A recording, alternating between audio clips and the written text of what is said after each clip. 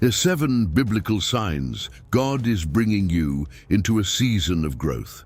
Have you ever faced something you thought would affect you deeply, only to realize you didn't respond the way you once would have? Maybe the situation was familiar, the same kind of disappointment, the same uncertainty, the same kind of person who once knew exactly how to disturb your peace. But this time something was different, not necessarily around you, within you. And perhaps you've noticed other changes that are harder to explain. Certain struggles seem to be returning, but they don't feel exactly the same. Your prayers are changing. Things you once felt compelled to explain no longer seem worth defending. You may look at all of this and simply think, I'm getting older. I'm tired of certain things. I've been through enough. But what if some of these changes mean more than that? Throughout Scripture, spiritual growth was often recognized only after people had already begun changing, and sometimes the evidence appeared in places they could easily have mistaken for another struggle, another delay, or even another failure. So if your spiritual life has felt different lately, pay attention, because you may be growing in places you haven't thought to measure. And the first sign can appear when something you thought you had already dealt with shows up again. This is first sign. You are being confronted with the same lessons at a deeper level. Have you ever found yourself facing a familiar struggle and thought, why am I dealing with this again? You thought you had already learned patience. Then another delay appears. You thought you had learned to trust God. Then something you deeply care about becomes uncertain. You thought you had dealt with your need for control. Then life places you in a situation where you cannot control the outcome, and because the lesson looks familiar, you may assume you have gone backward. But sometimes repetition is not evidence of regression.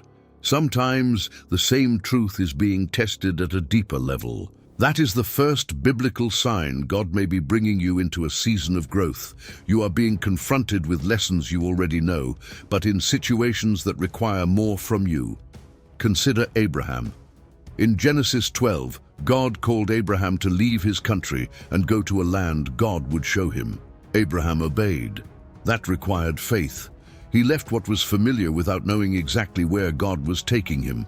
You might think Abraham had learned the lesson of trust. But his story did not end there.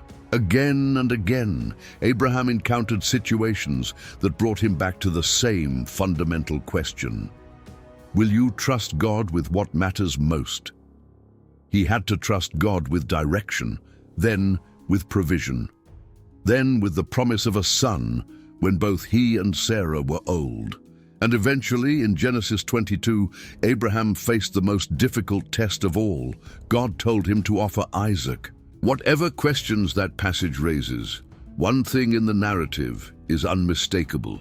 The trust required from Abraham in Genesis 22 was far deeper than the trust required when he first left home.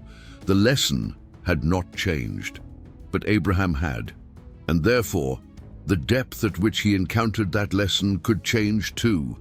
This is important because spiritual growth is not always learning something completely new. Sometimes growth means discovering how deeply an old truth has actually entered you. It is one thing to say, God's timing is trustworthy when you're waiting for something relatively small. It is another to say it after years of waiting for something that matters deeply. It is one thing to forgive when the wound is minor.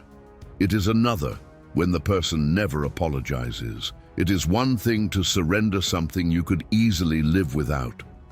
It is another when surrender touches something you built part of your future around.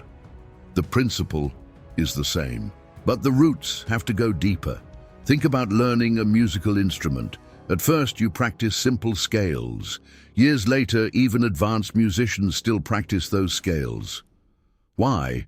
Because the fundamentals have not become irrelevant. They are now being used at a different level. Spiritual growth can work similarly. You may return to patience, trust, humility, forgiveness, courage, surrender, not because you learned nothing the first time, but because these are not lessons we graduate from after one experience. They become deeper as life becomes deeper. Peter experienced this with courage. Early in his journey, Peter seemed naturally bold. He spoke quickly. He stepped out of the boat. He drew a sword when Jesus was arrested, but then a servant girl asked whether he knew Jesus, and Peter denied him.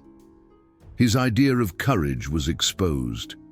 Later, after the resurrection, Peter would stand publicly and proclaim Christ despite opposition.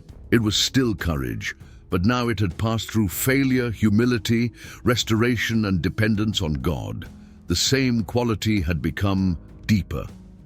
Perhaps this explains something happening in your life right now. You thought, I already dealt with this.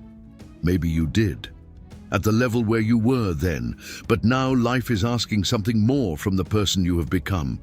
The question may no longer be whether you know the right answer. You probably do. The question is whether that truth can remain steady under greater pressure. This changes how you interpret recurring struggles. Instead of immediately asking, why am I back here? You can ask, what is different about what this situation requires from me now?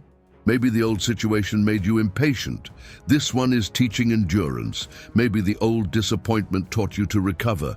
This one is teaching you not to build your identity on the outcome at all. Maybe you once learned to trust God after receiving reassurance. Now you're learning to trust Him without it. That does not necessarily mean your faith has weakened. It may mean your faith is being asked to carry greater weight. So don't assume every familiar lesson means you've been walking in circles. A staircase can bring you past the same direction again and again, but each time you're standing at a different height. From above, it may look circular. From the side, you can see the ascent. Your spiritual life can feel the same way. Patience again, trust again, surrender again. But perhaps you are not where you were the last time. Perhaps the lesson has returned because there is now more of you for God to develop through it. And sometimes the first evidence that a season of growth has begun is not that God gives you an entirely new lesson.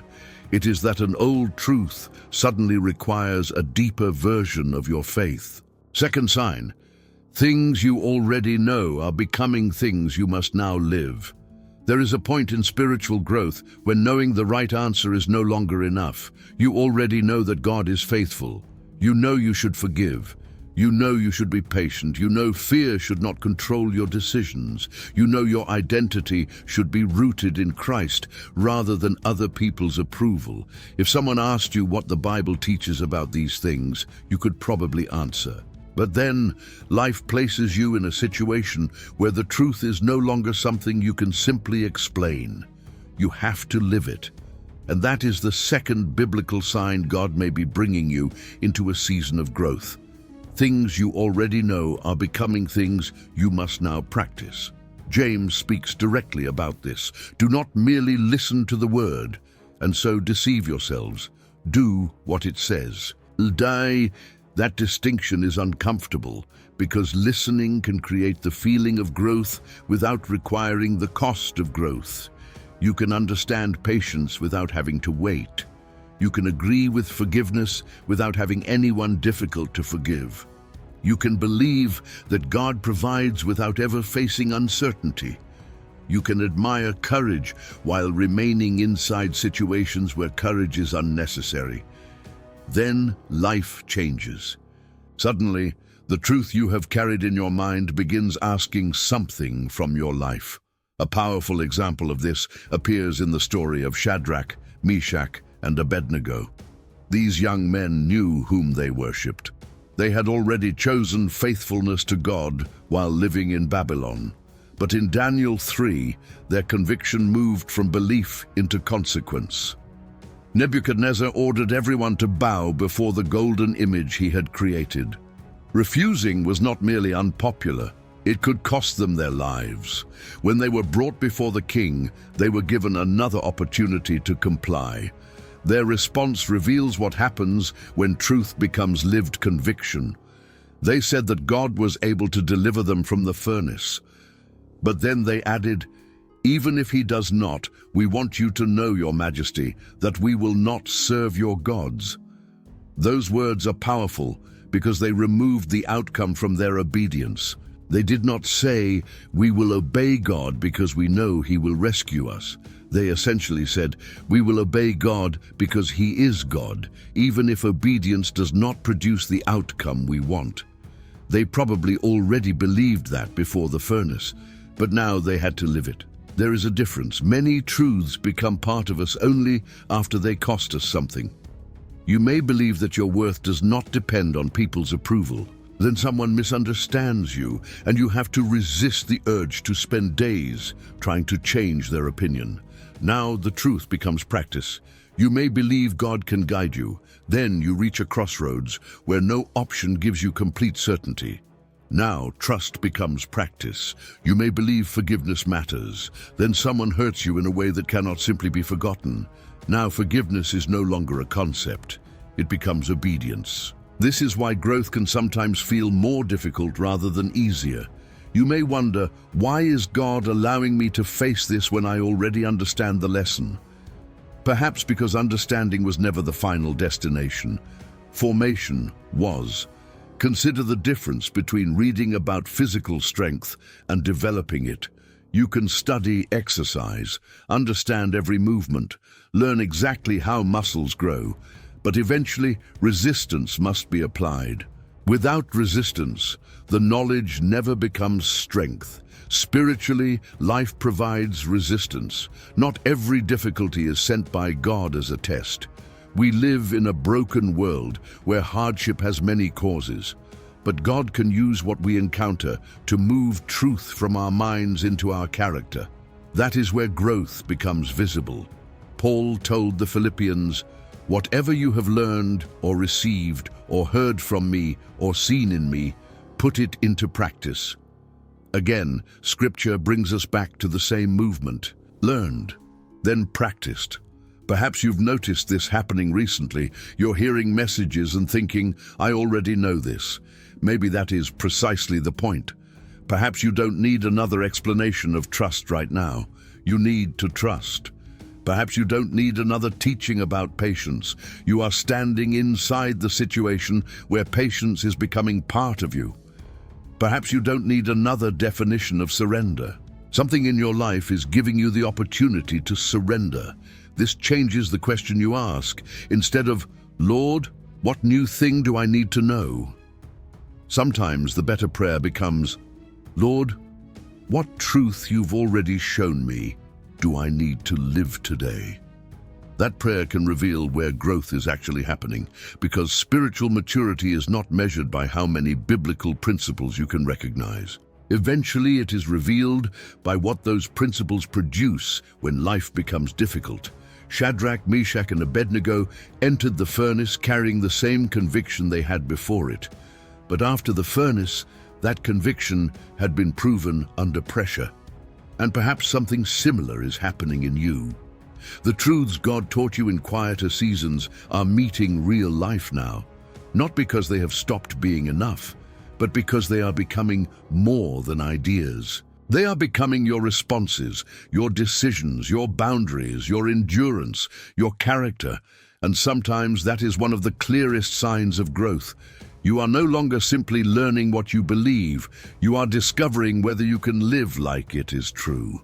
Third sign, you notice the same situations, no longer produce the same version of you. Sometimes growth becomes visible in a moment you almost overlook. Something happens that would once have ruined your entire day. Someone disappoints you. A plan changes unexpectedly. You are criticized. You receive news that creates uncertainty. And you wait for the familiar reaction, the anger, the panic, the need to explain yourself, the hours of overthinking. But this time, it doesn't come with the same intensity. You still feel something, but the situation no longer has the same power over you. And that is the third biblical sign. God may be bringing you into a season of growth. The same situations are no longer producing the same version of you. One of the clearest examples of this transformation appears in Peter. Early in the Gospels, Peter was intensely reactive. He often spoke before understanding what was happening. When Jesus spoke about his coming suffering, Peter rebuked him. When soldiers arrived to arrest Jesus, Peter drew a sword and struck the servant of the high priest. Peter loved Jesus deeply, but emotion frequently moved faster than discernment. Then consider the Peter we encounter later in Acts. He is arrested, threatened, questioned by authorities. Eventually, in Acts 12, Herod imprisons him under heavy guard. Peter knows that James has already been executed. Humanly speaking, he has every reason to be terrified. Yet on the night before his possible trial, what is Peter doing? Sleeping. In fact, he is sleeping so deeply that an angel has to strike him on the side to wake him. Think about the contrast. The man who once reacted impulsively when Jesus was threatened can now sleep while his own future is uncertain. The danger did not become smaller. Peter had become different. That is growth. We often measure growth by what has disappeared from our lives. I'll know I've grown when difficult people stop bothering me, when I no longer face uncertainty, when this particular struggle finally goes away. But sometimes God allows you to recognize growth because the situation returns, and this time it meets a different response. The difficult person is still difficult, but you no longer feel compelled to win every conversation. The uncertainty remains, but your mind doesn't immediately imagine the worst possible outcome. Someone misunderstands you, but you don't spend 3 days mentally preparing your defense. A door closes. You are disappointed, but you don't automatically conclude that God has abandoned you. The circumstance may look familiar. Your response doesn't. That difference matters. Galatians describes the fruit of the Spirit as qualities such as patience, gentleness, faithfulness, and self-control. Fruit is evidence that something living has been developing beneath the surface, and often you don't recognize that development until life gives it an opportunity to appear. Think about a tree during strong wind. On a calm day, you cannot tell much about the depth of its roots. The wind reveals what was already developing underground. Our reactions can reveal something similar. Pressure exposes what has been forming within us. This does not mean spiritual growth makes you emotionally unaffected. Peter still experienced fear, grief, frustration, and weakness throughout his life. Christian maturity is not emotional numbness. The difference is that emotion no longer automatically becomes direction. You can feel anger without allowing anger to choose your words. You can feel afraid without allowing fear to make the decision. You can feel disappointed without turning disappointment into a conclusion about God's character. Perhaps you have experienced a moment like this recently. You walked away from a situation and thought, "That would have affected me much more a few years ago." Don't dismiss that observation.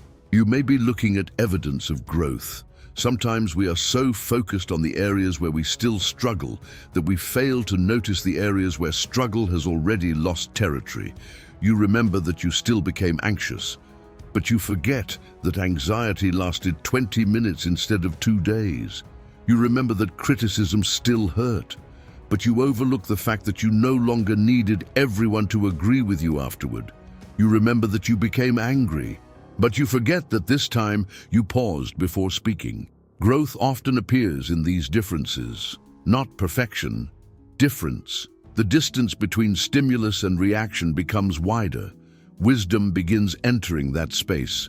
Prayer enters it, discernment enters it, and slowly your responses stop being dictated entirely by whatever happens around you. So don't measure your growth only by asking whether old situations still appear. Ask something more revealing: who appears when they do? Because sometimes God does not need to remove an old situation to show you that something has changed. He simply allows the same kind of moment to return and lets you discover that it no longer meets the same person. Fourth sign: you are becoming more aware of what happens inside you before you act. There is a subtle change that begins happening as you grow spiritually. You start noticing yourself. Not only what you do, but what is happening inside you before you do it. Someone corrects you, and before defending yourself, you recognize, I'm becoming defensive. Someone else receives something you wanted, and instead of immediately judging them, you notice, I'm comparing myself.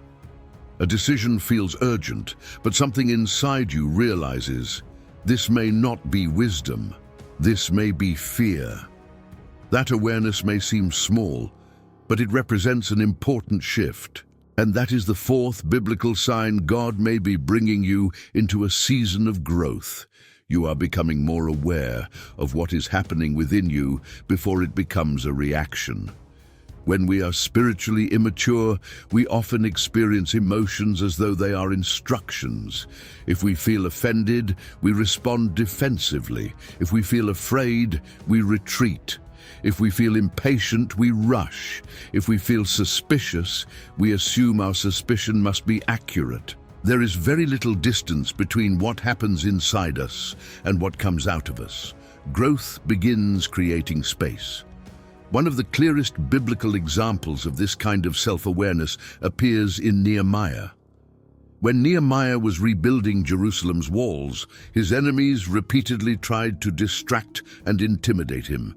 In Nehemiah 6, Sanballat and Geshem sent him a message asking him to meet them. On the surface, it sounded like an invitation, but Nehemiah recognized something beneath it. He said, "They were scheming to harm me." Later, another man tried to frighten Nehemiah into hiding inside the temple. Again, Nehemiah recognized what was happening. He realized that fear was being used to influence his behavior. That discernment protected him. He did not merely ask, "What am I feeling?" He understood that what he felt needed to be examined before it became action. This is an important part of spiritual growth, because not every strong feeling tells the truth. Fear can disguise itself as caution. Pride can disguise itself as principle. Jealousy can disguise itself as discernment. Insecurity can disguise itself as humility. Anger can convince us that we are simply defending what is right. Without self-awareness, we can give spiritual language to reactions that actually come from wounded places within us. David understood the importance of examining the inner life when he prayed in Psalm 139. "Search me, God, and know my heart. Test me and know my anxious thoughts." That is a mature prayer. David was not merely asking God to change his circumstances. He was inviting God to reveal him to himself. Perhaps your prayers are beginning to sound more like that. Instead of only asking, "Lord, why did they do that?" you also ask, "Why did that affect me so deeply?" Instead of only asking, "How do I get out of this situation?" you ask, "What is this situation revealing in me?" That shift can be uncomfortable. Sometimes awareness shows us things we would rather not see. We discover that what we called discernment was partly fear. What we called confidence contained pride. What we called peace was sometimes avoidance. But seeing these things is not evidence that you are becoming worse. Sometimes you can see them precisely because you are becoming healthier. Imagine walking into a dark room. When the light is off, the room may appear clean because you cannot see anything clearly. Turn on the light, and suddenly you notice the dust. The light did not create the dust, it revealed what was already there. Spiritual growth often does the same thing. As God's truth reaches deeper places, you begin noticing motives and reactions you previously overlooked. And now, something new becomes possible. Choice. You can recognize fear without obeying it. You can notice defensiveness and decide to listen. You can feel jealousy and choose gratitude. You can recognize the desire to prove yourself and remain silent. That space between feeling and action is where much of maturity develops. Proverbs says, "Above all else, guard your heart, for everything you do flows from it." Notice the direction. What eventually appears outwardly begins inwardly, so growth cannot concern itself only with behavior. God also works at the source. Perhaps this is happening in you. You are catching thoughts earlier, recognizing patterns faster, questioning motives you once assumed were pure, and pausing before allowing an emotion to become a decision. Don't underestimate that change. You may still experience the same internal reactions, but now you can see them coming, and what you can recognize, you can bring before God before it controls what happens next. Sometimes a season of growth begins when you stop living only from what you feel and start becoming curious about where those feelings are leading you. Because the more God teaches you to understand what is happening within your heart, the more freedom you gain to choose a response that reflects Him. Fifth sign, your prayers are becoming less about escape and more about formation. One of the most revealing signs of spiritual growth can be heard in the way your prayers begin to change.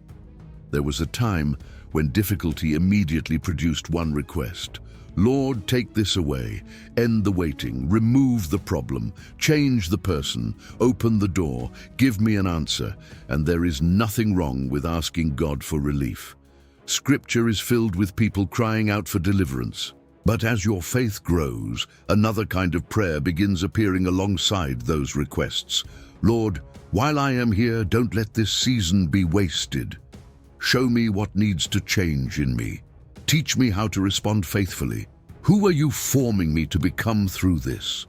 That is the fifth biblical sign God may be bringing you into a season of growth.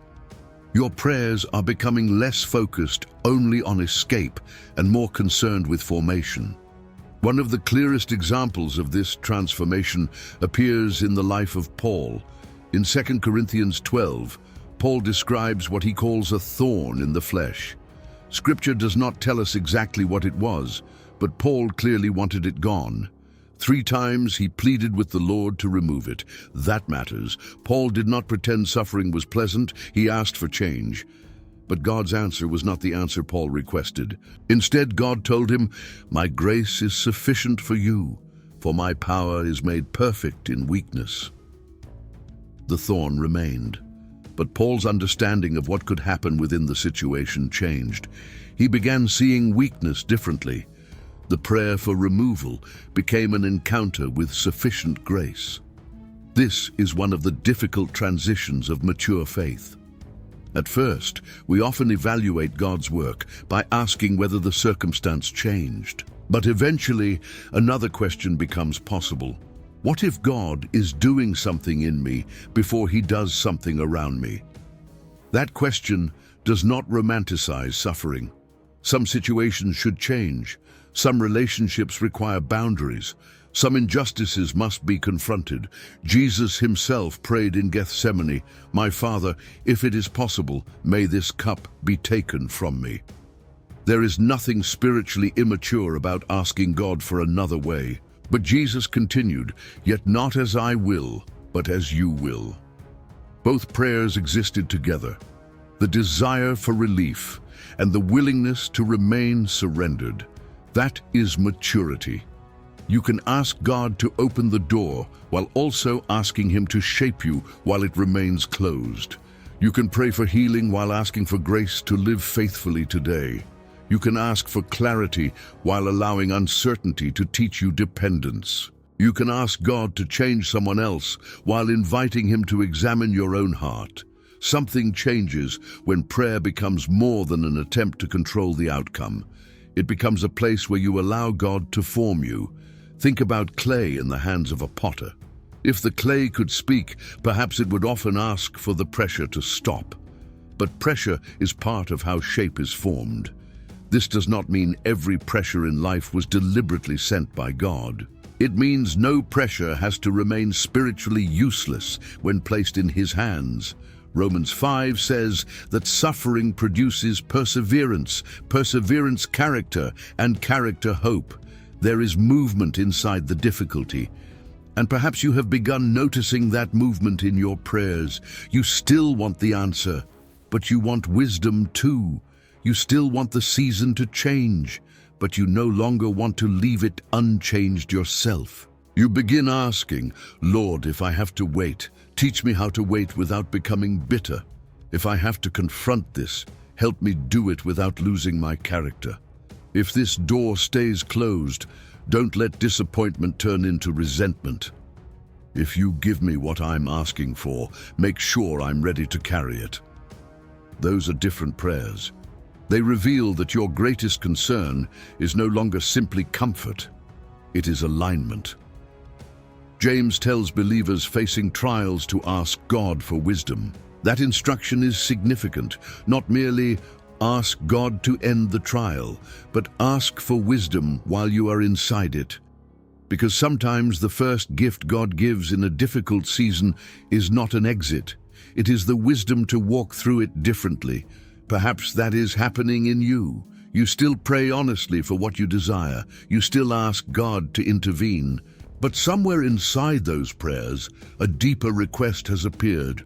Lord, whatever happens, don't let me miss what you want to develop in me. Pay attention to that prayer. It may be evidence that your faith is changing. Because one of the clearest signs of spiritual growth is when you stop asking only, God, when will you get me out of this? And begin asking, God, who am I becoming while I am here? Sixth sign, you are becoming less interested in proving yourself. There is a quiet kind of freedom that begins appearing as you grow spiritually. You stop feeling the need to explain everything. Someone misunderstands your intentions. And although you may clarify what matters, you no longer feel compelled to make them see you exactly the way you want to be seen. Someone criticizes a decision.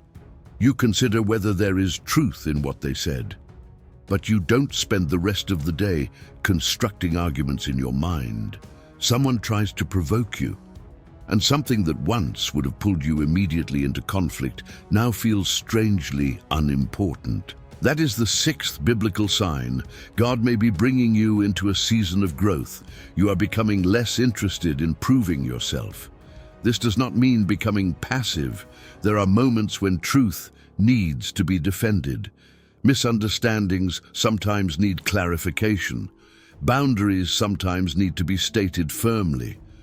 But spiritual growth teaches you that not every opinion about you requires your participation. Nehemiah understood this. While he was rebuilding the walls of Jerusalem, Sanballat and Geshem repeatedly tried to interrupt the work. They sent Nehemiah a message, asking him to meet them. Nehemiah recognized that they intended to harm him, so he responded, "I am carrying on a great project and cannot go down." That sentence reveals remarkable focus. Nehemiah could have stopped. He could have gone down and defended himself. He could have tried to settle every accusation before continuing. Instead, he understood that answering distraction would require abandoning something more important. Then his enemies escalated. They sent an open letter accusing Nehemiah of planning rebellion against the king. Now his reputation was being attacked. The accusation was serious. Nehemiah responded briefly that the claims were untrue.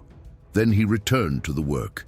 He did not allow someone else's accusation to become the center of his attention. That is maturity. Because there is a hidden cost to constantly proving yourself.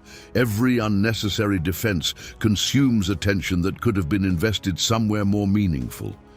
You replay conversations, imagine responses, try to control what people think. And without realizing it, someone who misunderstood you begins occupying enormous space in your mind. Growth changes the question.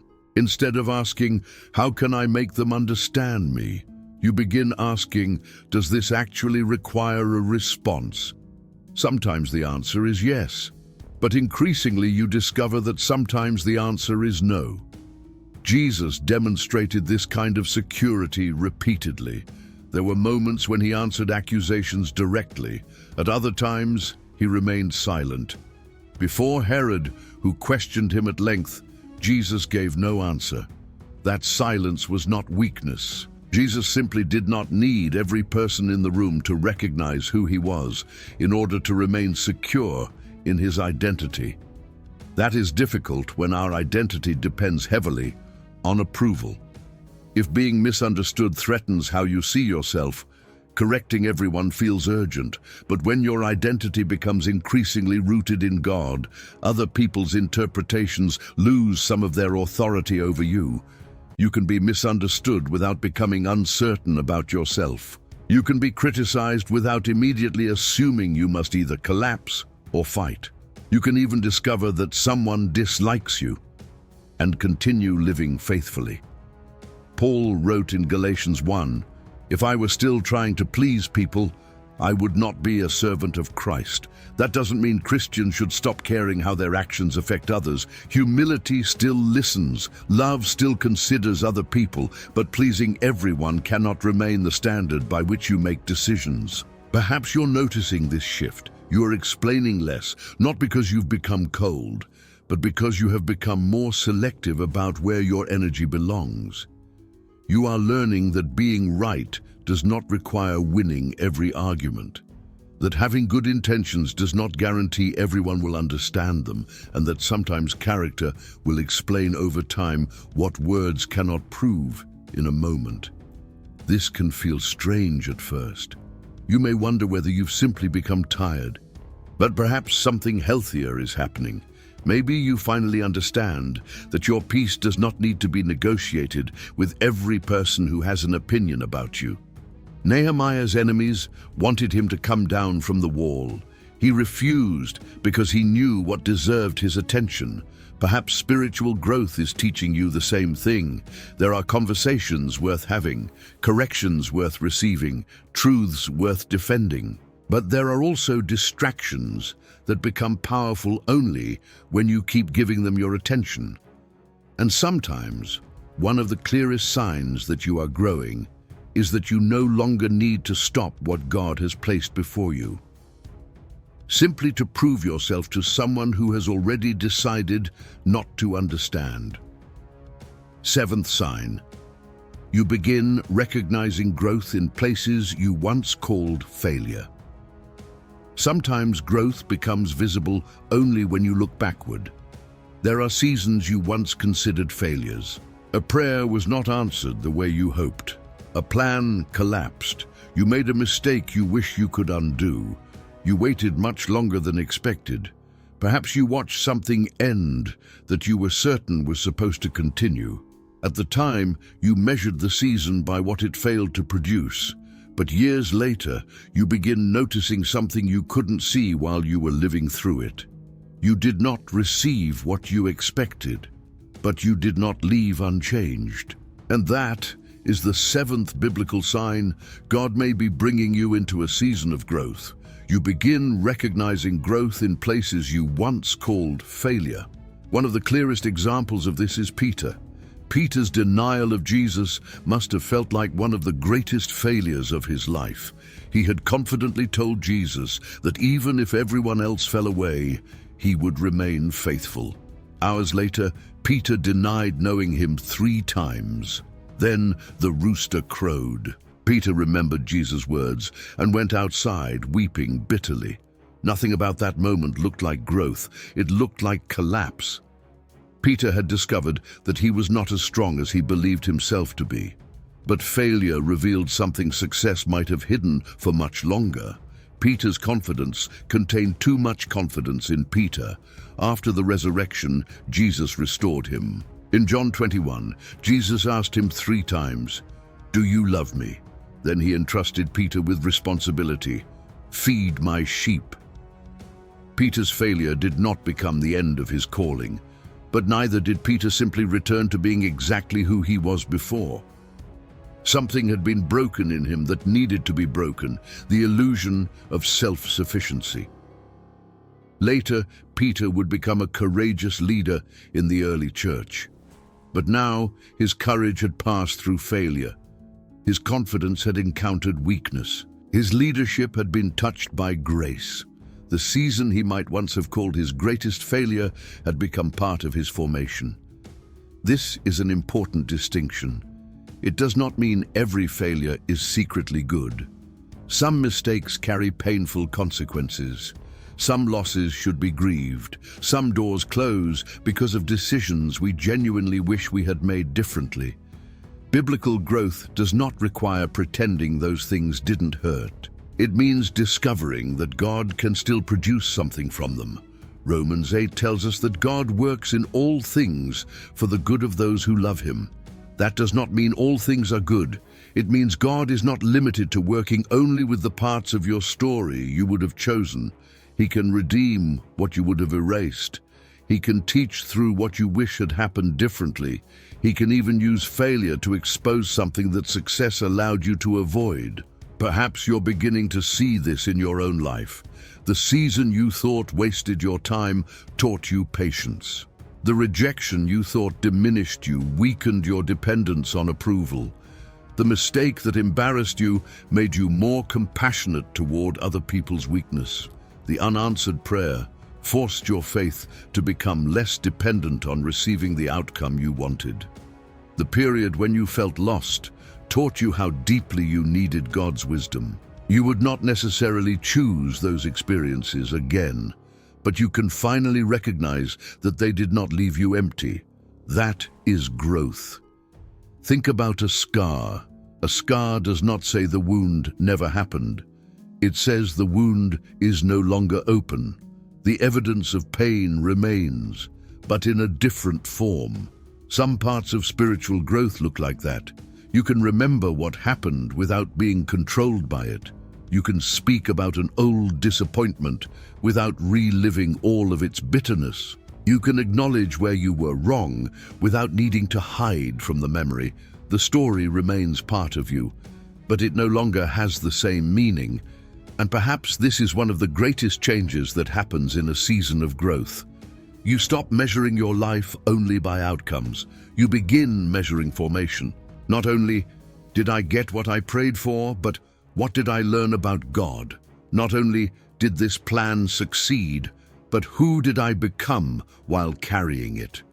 Not only why did I have to go through that, but what can I see now that I could not see before? Sometimes the evidence that you are growing is not found in a new opportunity or a dramatic breakthrough. It is found in the fact that you can finally look at an old chapter differently. What once looked only like failure now contains wisdom. What once produced only regret now produces humility. What once seemed wasted now carries meaning. And maybe growth was happening in places you never thought to measure. Final reflection. If you recognize yourself in these 7 signs, don't assume growth must always feel like progress. Sometimes growth feels like facing an old lesson again. Sometimes it looks like practicing a truth you already know. Sometimes it becomes visible when the same situation produces a different response. And sometimes you recognize it only years later. That is why spiritual growth can be easy to miss while it is happening. You are looking for God to change your circumstances, while He may already be changing the person standing inside them. So perhaps the question is not simply, Lord, when will my life look different? Perhaps another question matters just as much. Lord, am I becoming different?